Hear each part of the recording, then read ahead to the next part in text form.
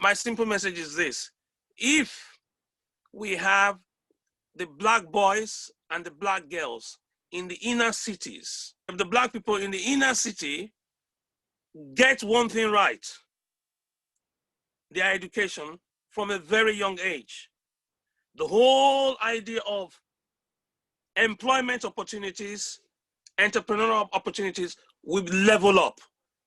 It's for a reason why it was illegal. I would have been thrown in jail if I did this in Mississippi in 1896. It's illegal for you to educate a freed slave in the US. Yes, They true. find me 1 year's salary and then put me in jail. No option. So something must be empowering about education. That's why they said, don't teach any young colored person that's been freed how to read and write. Because they knew if they taught you how to read and write, you'll be so empowered, you know your rights, you know when to make a demand on your right, nobody can fool you. I think you're making two really valid points here, Professor. The first one is the importance of learning from history and not repeating the mistake. And the second one is the importance of education. So thank you very much for accepting to be one of our panelists at the conference today. But this is what I love. This is what I live for. I can feel your passion. Yeah. So I understand you had some questions about the conference. Yes. So number one, what is the vision behind the conference? Why are you running this conference? Well, I think we need to be working in a compassionate, trauma-informed and bias-aware manner.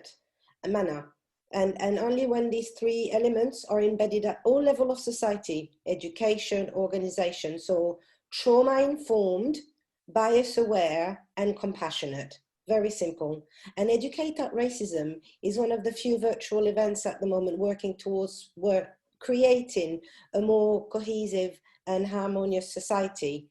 As we are well aware, the impact of COVID-19 pandemic has been felt more acutely on socially excluded communities. So we're organizing this conference to offer thought-provoking discussion, presentation, panels, performances that are heart-moving. I mean, we've got the amazing poet, Andrina Lian, who's gonna share a poem on Black Lives Matters, is now helping and empowering and inspiring people. So it's a very diverse range of people, but I was very eager to just have Black and brown people to share their knowledge and expertise.